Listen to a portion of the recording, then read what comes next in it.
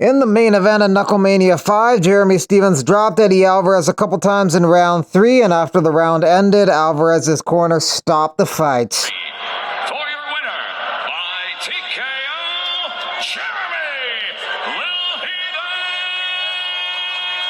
Stephens! Good morning!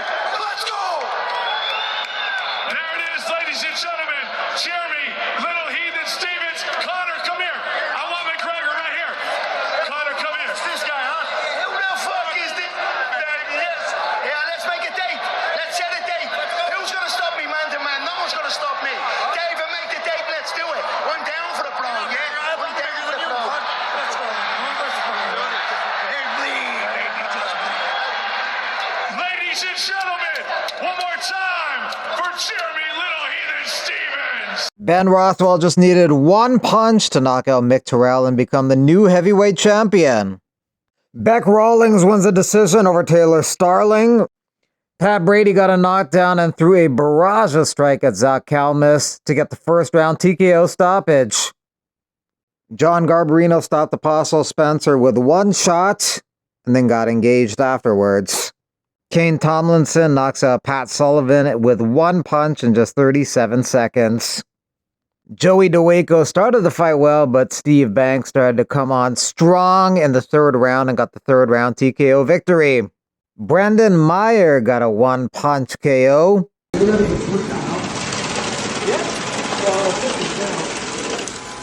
Conor McGregor happy with all the money they made from ticket sales at BKFC.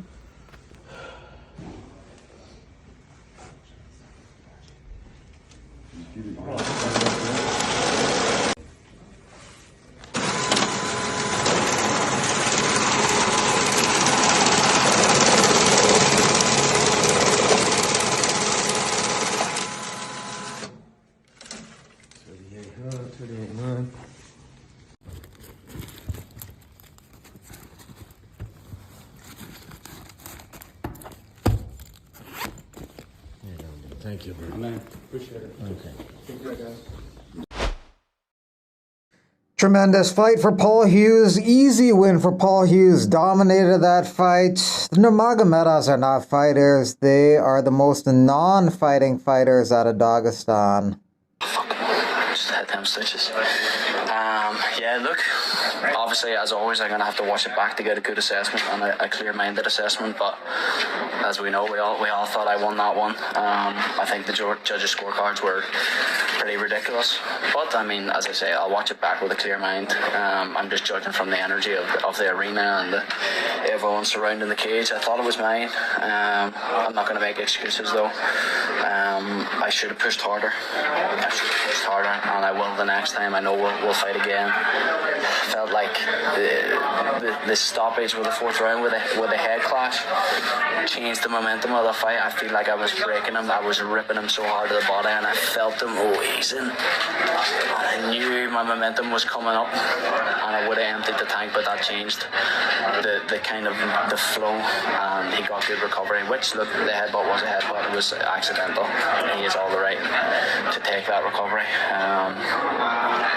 But yeah, I just want to. I'm obviously disappointed. I'm gutted. I really am. I'm proud of myself, but I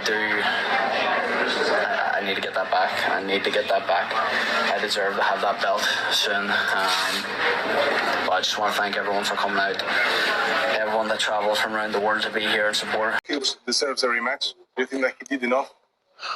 For rematch? Yes. Not. He have to won like couple, 3, 4 like fight in the Bellator because of he have only 2 fight and they give him title shot.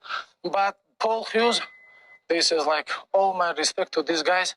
And I think even if he will go to the tournament for 1 million, he have 100% like chance to take this belt. And We can make a rematch? No, and then we can take rematch. Yeah, great sport, bro. Great fight, great atmosphere, very special. Yes, to be honest, in Dubai, great atmosphere. I hope next time we will fight same event, but But in Belfast. Belfast. No, Yeah, in Belfast, come on. No, in Dubai, okay. All the best.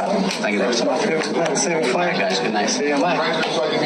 See you. Thank you, guys. Yes, yes.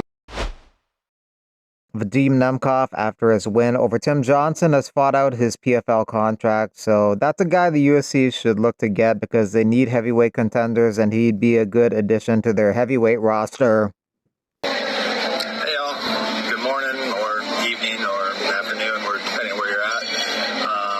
Just checking in with all my fans, friends, and whatnot. That was a tough order. Nemkov is one heck of an opponent. And, you know, the odds were definitely stacked against me on this one. But without risk, there's no reward. You know, the good news is this is, you know, how many fighters get to say they get to kick off the fight camp with the fight.